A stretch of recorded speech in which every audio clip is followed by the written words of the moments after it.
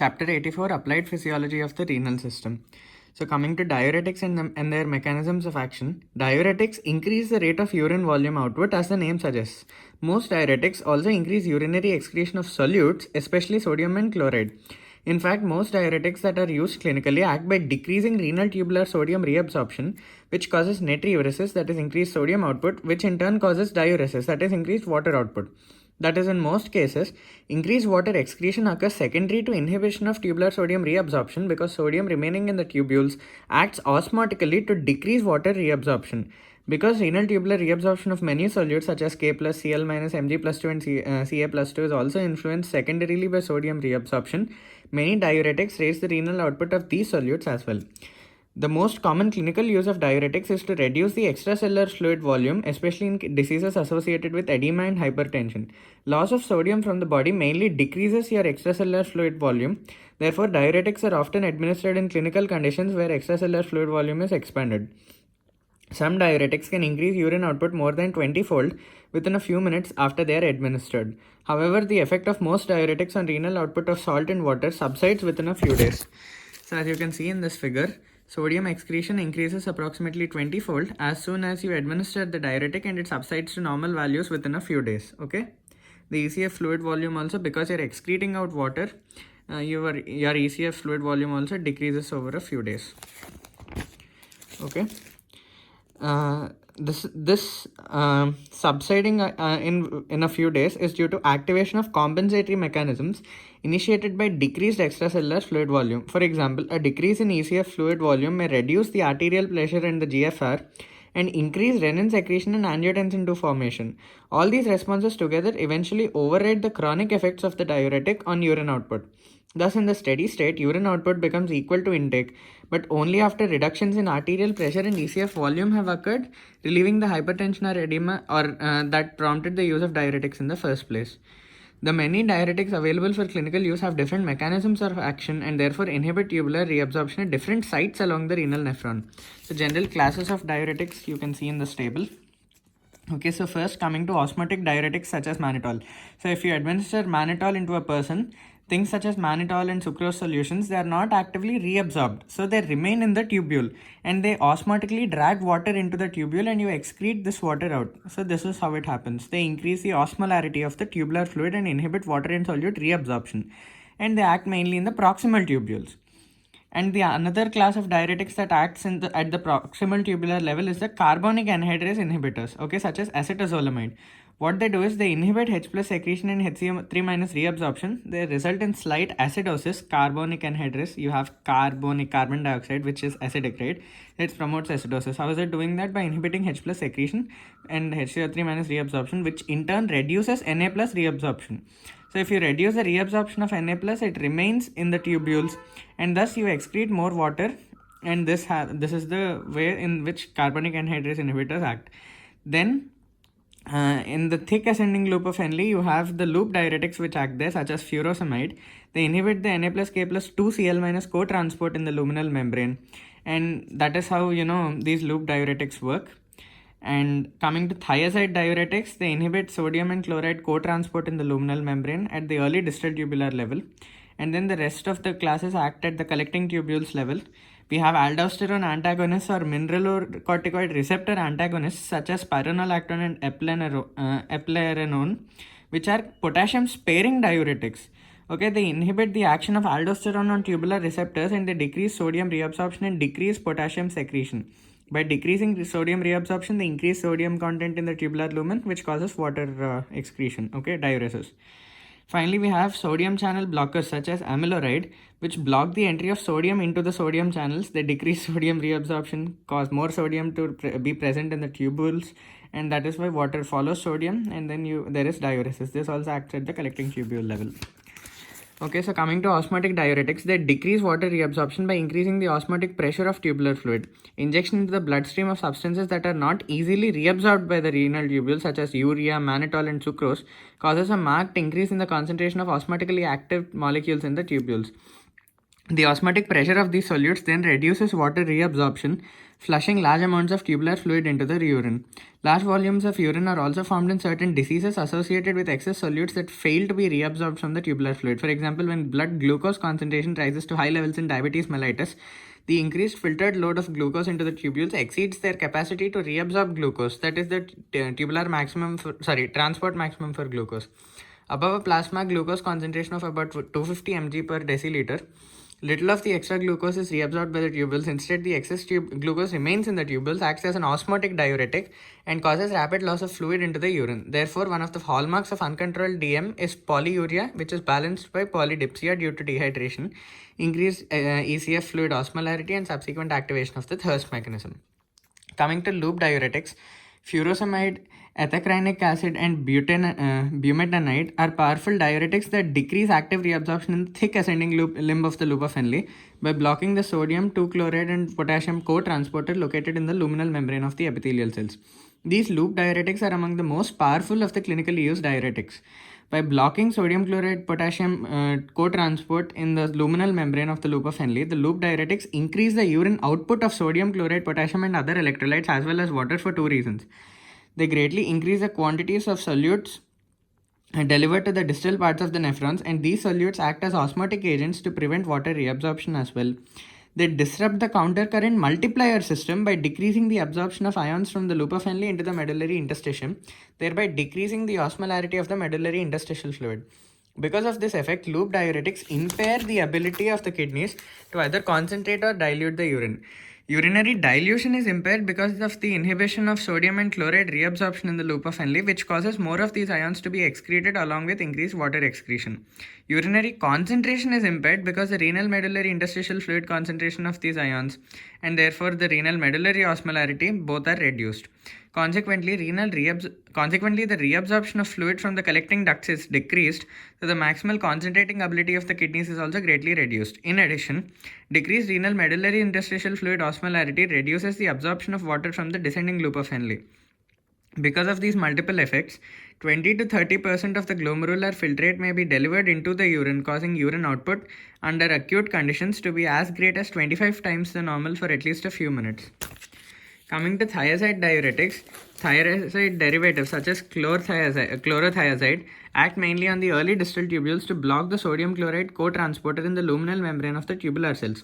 Under favorable conditions, these agents may cause a maximum of 5 to 10% of the glomerular filtrate to pass into the urine, which is about the same amount of sodium normally reabsorbed by the distal tubules.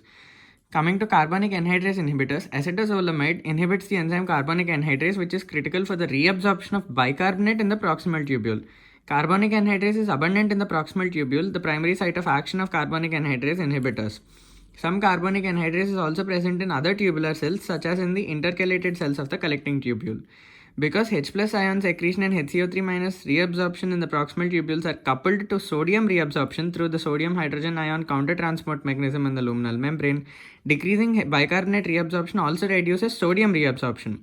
The blockage of sodium and bicarbonate reabsorption causes these ions to remain in the tubules and act as an osmotic diuretic. So predictably, a disadvantage of the carbonic anhydrase inhibitors is that they cause some degree of acidosis because of the excessive loss of bicarbonate in the urine. Mineralocorticoid receptor antagonists such as spironolactone and eplenorone compete with the aldosterone for receptor binding sites in the collecting tubule epithelial cells and therefore can decrease the reabsorption of sodium and secretion of potassium in this tubular segment. As a consequence, sodium remains in the tubules and acts as an osmotic diuretic, causing increased excretion of water as well as sodium. Because these drugs also block the effect of aldosterone to promote potassium secretion in the tubules, they decrease the excretion of potassium. Mineralocorticoid receptor antagonists also cause movement of potassium from the cells to the extracellular fluid. In some instances, this movement causes extracellular fluid potassium concentration to increase excessively. For this reason, spironolactone and other mineralocorticoid receptor antagonists are referred to as potassium-sparing diuretics. Sodium channel blockers such as amiloride and triamterene also inhibit sodium reabsorption and potassium secretion in the collecting tubules, similar to the effects of spironolactone. However, at the cellular level, these drugs act directly to block the entry of sodium into the sodium channels of the luminal membrane of the collecting tubule epithelial cells. Because of this decreased sodium entry into the epithelial cells, there is also decreased sodium transport across the cell's basolateral membranes and therefore decreased activity of the sodium-potassium ATPase pump. This decreased activity reduces the transport of potassium into the cells and ultimately decreases the secretion of potassium into the tubular fluid. For this reason, the sodium channel blockers are also potassium-sparing diuretics and decrease the urinary excretion rate of potassium. Coming to kidney diseases, diseases of the kidneys are among the most important causes of death and disability in many countries throughout the world. For example, in 2014, more than 10% of adults in the United States, or more than 26 million people, were estimated to have chronic kidney disease, and many more millions have acute renal injury or several severe forms of kidney dysfunction. Severe kidney diseases can be divided into two main categories: acute kidney injury, AKI, in which there is an abrupt loss of kidney function within a few days. The term acute renal failure is usually reserved for severe acute kidney injury, where the kidneys may abruptly stop working entirely or almost entirely, necessitating renal replacement therapy such as dialysis. In some instances, patients with AKI, acute kidney injury, may eventually recover nearly normal kidney function. The second type is chronic kidney disease, CKD, in which there is progressive loss of function of more and more nephrons that gradually decreases overall kidney function. Within these two general categories, there are many specific kidney diseases that can affect the kidney blood vessels, glomeruli, tubules, renal interstitium, and parts of the urinary tract outside the kidney, including the ureters and the bladder. Coming to acute kidney injury, the causes of AKI can be divided into three main categories.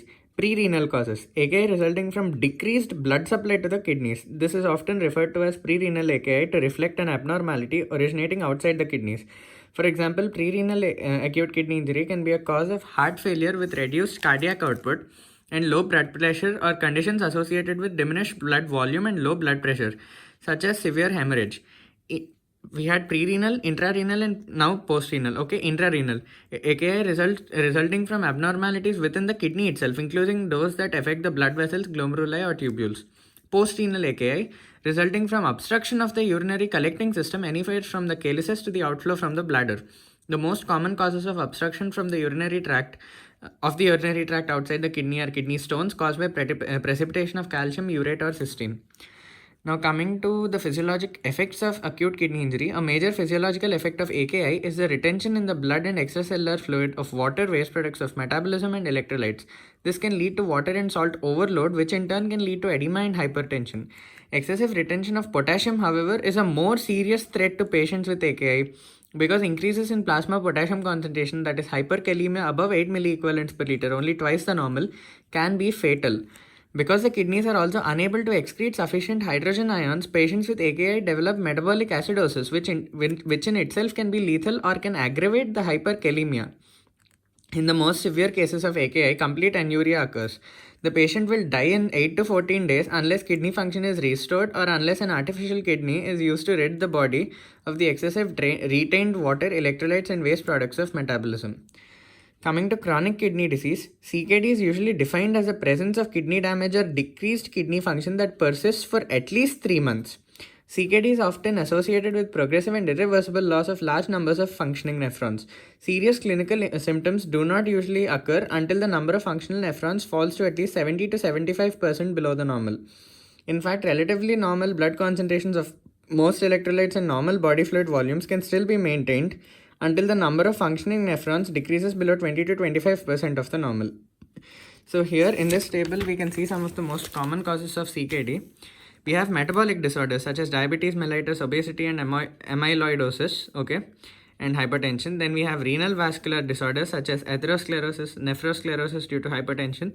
Then we have immunological disorders such as glomerulonephritis and systemic lupus erythematosus. Infections such as pyelonephritis and tuberculosis.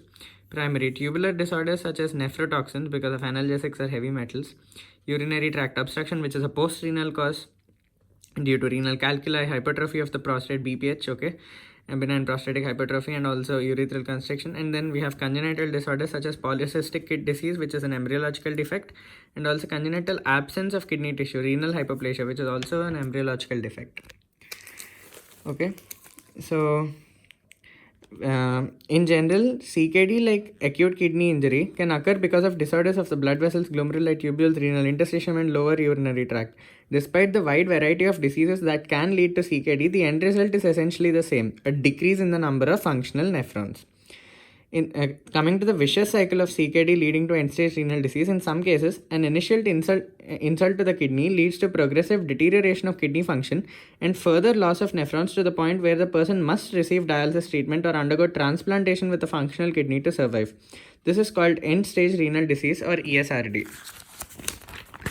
Okay, so studies in laboratory animals have shown that surgical removal of large portions of the kidney initially causes adaptive changes in the remaining nephrons that lead to increased blood flow, increased GFR, and increased urine output in the surviving nephrons. So that means the nephrons that are remaining perform more of the work. Okay.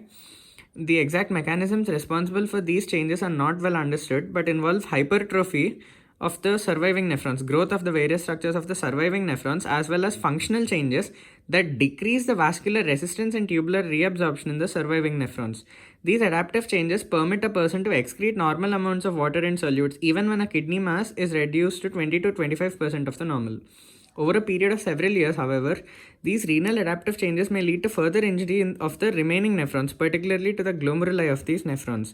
The cause of this additional injury is not fully understood, but it may be related in part to increased pressure or stretch of the remaining glomeruli, which occurs as a result of functional vasodilation or increased blood pressure. The chronic increase in pressure and stretch of the small arterioles and glomeruli are believed to cause injury and sclerosis of these vessels. Sclerosis means replacement of the normal tissue with connective tissue. These sclerotic lesions can eventually obliterate the glomerulus, leading to further reduction in the kidney function, further adaptive changes in the remaining nephrons, and a slowly progressing vicious cycle that eventually terminates in ESRD. So as you can see here, the vicious cycle is well represented in the form of a flowchart. So when we have primary kidney disease, there is a reduction in the number of functional nephrons. Okay, this is CKD. So what happens then is that there is a hypertrophy and vasodilation of surviving nephrons and an increase in the arterial pressure, because when the number of nephrons reduces, okay, then what happens is the number of parallel circuits for the blood to flow reduces and your resistance increases, due to which your pressure also increases. Okay, due to all these reasons, your GFR and filtration increase. Okay, because pressure increases, GFR increases, and also because of hypertrophy and vasodilation, your GFR increases. This increase in GFR infiltration causes glomerular sclerosis, which in turn causes a further reduction in the number of functional nephrons. This is a vicious cycle. Okay, the cause of this additional injury may be related to the increased pressure or stretch of the remaining glomeruli, which occurs as a result of functional vasodilation or increased blood pressure. And then this causes sclerosis. These sclerotic lesions can eventually obliterate the glomerulus. The most effective method of slowing down this progressive loss of kidney function is to lower the arterial pressure and glomerular hydrostatic pressure, especially by using drugs such as angiotensin converting enzyme inhibitors, ACE inhibitors, or angiotensin 2 receptor antagonists.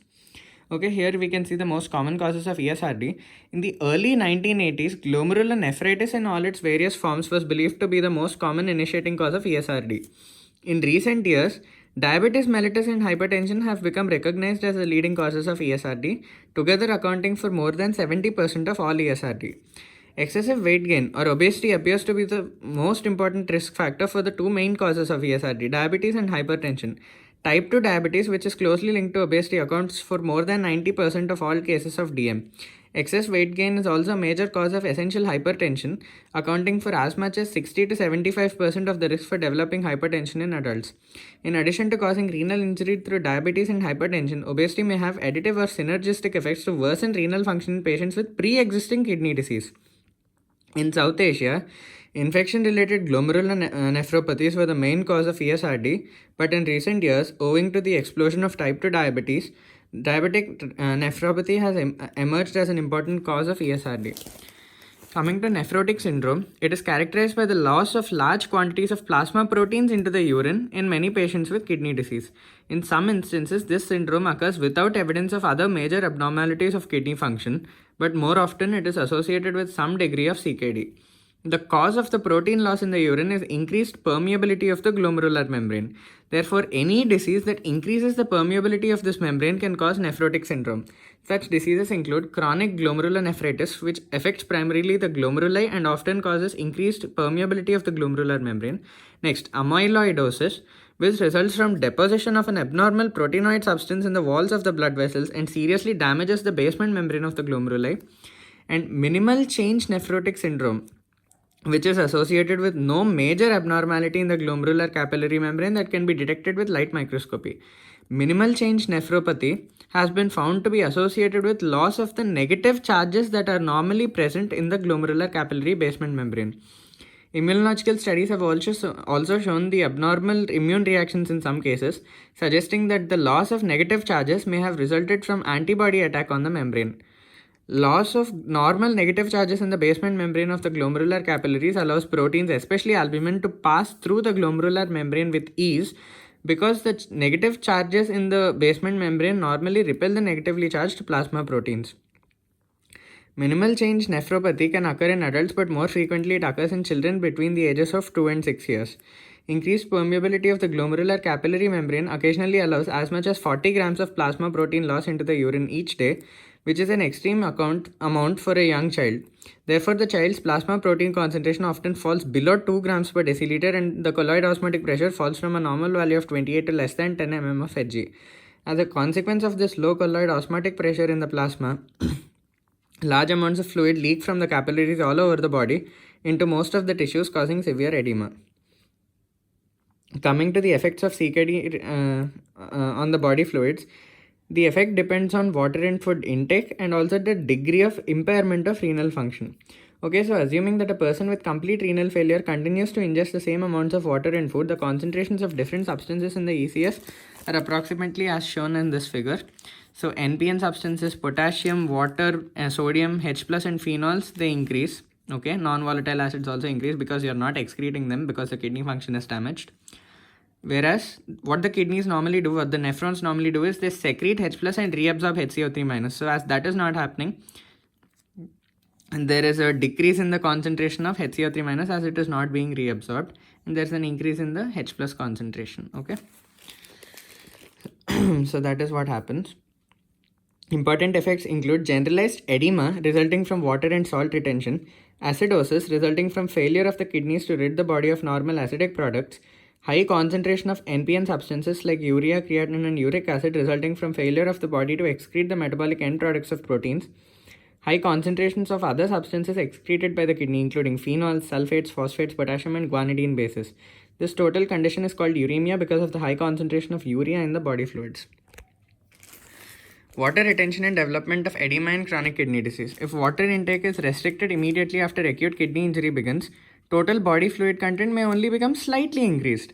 But if fluid intake is not limited and the patient drinks in response to the normal thirst mechanisms, the body fluids begin to increase immediately and rapidly. With CKD, as long as salt and fluid intake are not excessive, accumulation of fluid may not be severe until kidney function falls to 25% of the normal or lower. The reason for this is that the surviving nephrons excrete larger amounts of salt and water. Even though small fluid retention does occur along with increased secretion of renin and angiotensin II that usually occurs in ischemic kidney disease, often causes severe hypertension in persons with CKD. Hypertension develops in almost all patients with kidney function that is so reduced that dialysis is required to preserve life. In many of these patients, severe reduction of salt intake or removal of extracellular fluid by dialysis can control the hypertension. The remaining patients continue to have hypertension after excess sodium has been removed by dialysis. In this group, removal of the ischemic kidneys usually corrects the hypertension because it removes the source of excessive renin secretion and subsequent increased angiotensin II formation. Coming to hypertension and kidney disease, hypertension can exacerbate injury to the glomeruli and blood vessels of the kidneys and is a major cause of end-stage renal disease. Abnormalities of kidney function can also cause hypertension. Thus, the relation between hypertension and kidney disease can in some instances propagate a vicious cycle. Primary kidney damage leads to increased blood pressure, which causes further damage to the kidneys, further increases in blood pressure, and so on and so forth until ESRD develops. Not all types of kidney disease cause hypertension because damage to certain portions of the kidney causes uremia without hypertension. Nevertheless, some types of renal damage are particularly prone to cause hypertension. A classification of kidney disease relative to hypertensive or non-hypertensive effects is provided in the following sections. See, renal lesions that reduce the ability of the kidneys to excrete sodium and water promote hypertension. So if you are retaining more sodium and water, that increases the pressure. So renal lesions that decrease the ability of the kidneys to excrete sodium and water almost invariably cause hypertension. Therefore, lesions that either decrease GFR or increase tubular reabsorption usually lead to hypertension of varying degrees. Some specific types of renal abnormalities that cause hypertension are as follows. Increased renal vascular resistance, which reduces renal blood flow and GFR. An example is hypertension caused by renal artery stenosis. Next, we have decreased glomerular capillary filtration coefficient, which reduces GFR. One example is chronic glomerulonephritis, which causes inflammation and thickening of the glomerular capillary membranes, thereby reducing the glomerular capillary filtration coefficient. Next, we have excessive tubular sodium reabsorption. So, an example is hypertension caused by excessive aldosterone secretion, which increases sodium reabsorption mainly in the cortical collecting tubules. Once hypertension has developed, renal excretion of sodium and water returns to normal because the high arterial pressure causes pressure natriuresis and pressure diuresis. So, intake and output of sodium and water become balanced once again. Even when there are large increases in renal vascular resistance or decreases in the glomerular capillary coefficient, GFR may still return to nearly normal levels after the arterial blood pressure rises. Likewise, when tubular reabsorption is increased, as occurs with excessive aldosterone secretion, the urinary excretion rate is initially reduced but then returns to normal as the arterial pressure rises. Thus, after hypertension develops, there may be no obvious sign of impaired excretion of sodium and water other than the hypertension. Okay, normal excretion of sodium and water at an elevated arterial pressure means that pressure natriuresis and pressure diuresis have been reset to a higher arterial pressure. Coming to specific tubular disorders, several mechanisms are responsible for transporting different individual substances across the tubular epithelial membranes. Each cellular enzyme and each carrier protein is formed in response to a respective gene in the nucleus. If any required gene happens to be absent or abnormal, the nucleus may be deficient in one of the appropriate carrier proteins or one of the enzymes needed for solute transport by the renal tubular epithelial cells. In other instances, too much of the enzyme or carrier protein is produced. Thus, many hereditary tubular disorders occur because of abnormal transport of individual substances or groups of substances through the tubular membrane. In addition, damage to the tubular epithelial membrane by toxins or ischemia can cause important renal tubular disorders. In renal glycosuria, the kidneys fail to reabsorb glucose. So, in renal glycosuria, the blood glucose concentration may be normal, but the transport mechanism for tubular reabsorption of glucose is greatly limited or absent. Consequently, despite a normal blood glucose level, large amounts of glucose pass into the urine each day. Because diabetes mellitus is also associated with the presence of glucose in the urine, renal glycosuria, which is a relatively benign condition, must be ruled out before making the diagnosis of diabetes mellitus. In diabetes mellitus, your blood glucose level also increases. But in renal glycosuria, blood glucose concentration may be normal, but glucose passes through the kidney, through the urine. Now, coming to renal tubular acidosis. In this condition, the renal tubules are unable to secrete adequate amounts of hydrogen ions. As a result, large amounts of sodium bicarbonate are continually lost in the urine. This loss causes a continued state of metabolic acidosis, and this type of renal abnormality can be caused by hereditary disorders, or it can occur as a result of widespread injury to the renal tubules. And coming to nephrogenic diabetes insipidus, occasionally the renal tubules do not respond to ADH, causing large quantities of dilute urine to be excreted. As long as the person is supplied with plenty of water, this condition seldom causes severe difficulty. However, when adequate quantities of water are not available, the person rapidly becomes dehydrated. Coming to Fanconi's syndrome, this is different from Fanconi's anemia, Fanconi's syndrome is usually associated with increased urinary excretion of virtually all amino acids, glucose, and phosphate. In severe cases, other manifestations are also observed, such as failure to reabsorb sodium bicarbonate, which results in metabolic acidosis, and increased excretion of potassium and sometimes calcium, and also nephrogenic diabetes insipidus. There are multiple causes of Fanconi's syndrome, which result from a generalized inability of the renal tubular cells to transport various substances.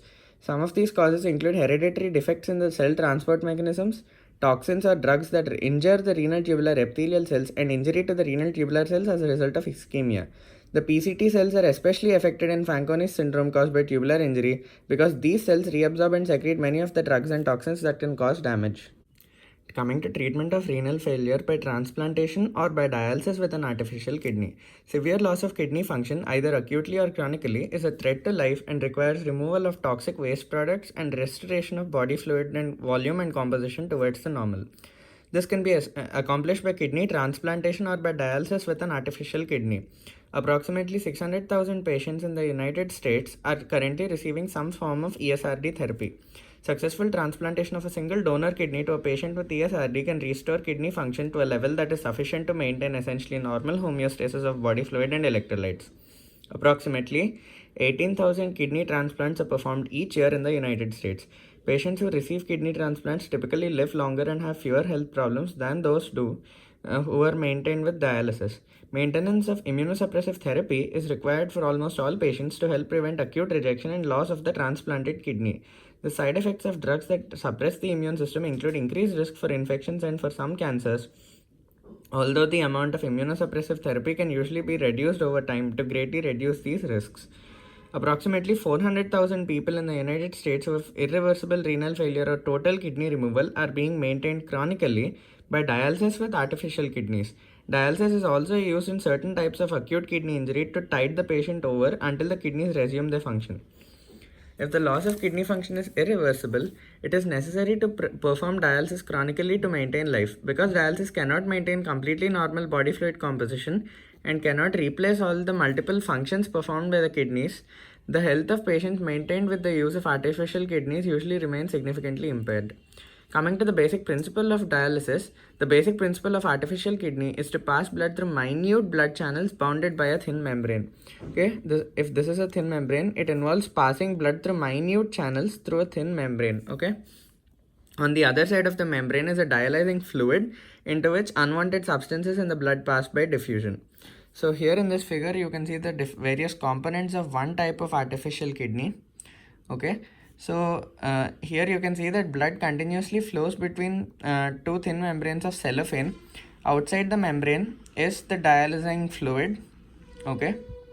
And and this cellophane is porous enough to allow the constituents of the plasma except the plasma proteins to diffuse in both directions, from plasma into the dialysing fluid or from the dialysing fluid back into the plasma. And if the concentration of the substance is greater in the plasma than in the dialysing fluid, there will be a net transfer of the substance from the plasma into the dialysing fluid. The rate of movement of solute across the dialysing membrane depends on the concentration gradient of the solute between the two solutions, the permeability of the membrane to the solute, the surface area of the membrane, and the time duration that the blood and fluid remain in contact with the membrane. Thus, the maximum rate of solute transfer occurs initially when the concentration gradient is the greatest, that is when dialysis has just begun, and slows down as the concentration gradient is dissipated. In a flowing system, such as in the case with hemodialysis, in which blood and dialysate fluid flow through the artificial kidney, the dissipation of the concentration gradient can be reduced and diffusion of solute across the membrane can be optimized by increasing the flow rate of blood, dialysing fluid, or both. In the normal operation of the artificial kidney, blood flows continuously or intermittently back into the vein. The total amount of blood in the artificial kidney at any one time is usually less than 500 ml, and the rate of flow may be several hundred milliliters per minute, and the total diffusion surface area is between 0.6 and 2.5 meters square. To prevent coagulation of the blood in the artificial kidney, a small amount of heparin is infused into the blood as it enters the artificial kidney. In addition to diffusion of solutes, mass transfer of solutes and water can be produced by applying a hydrostatic pressure to force the fluid and solutes across the membrane of the dialyzer. Such filtration is called bulk flow or hemofiltration. Coming to dialysing fluid, see, the concentrations of ions and other substances in the dialysing fluid are not the same as those in the normal plasma or in the uremic plasma. Instead, the concentrations of ions in the dialysing fluid are adjusted to levels that are needed to cause appropriate movement of water and solutes through the membrane during dialysis. See, note that there is no phosphate, urea, sulfate, or creatinine in the dialysing fluid. However, these substances are present in high concentrations in the uremic blood. Okay, so that is why when a uremic patient undergoes dialysis, these substances are lost in large quantities into the dialysing fluid because they are present in the uremic blood, which flows through the membrane, and they are not at all present in the dialysing fluid. The effectiveness of the artificial kidney can be expressed in terms of the amount of plasma that is cleared of different substances each minute, which is the primary means for expressing the functional effectiveness of the kidneys themselves to rid the body of unwanted substances. Most artificial kidneys can clear urea from the plasma at a rate of 100 to 225 ml per minute, which shows that at least for the exception of urea, the artificial kidney can function about twice as rapidly as two normal kidneys together. whose urea clearance is only 70 ml per minute. Yet the artificial kidney is used only for 4 to 6 hours per day, 3 times a week. Therefore, the overall plasma clearance is still considerably limited when the artificial kidney replaces the normal kidneys. Also, it is important to keep in mind that the artificial kidney cannot replace some of the other functions of the kidney, such as secretion of erythropoietin, which is necessary for RBC production.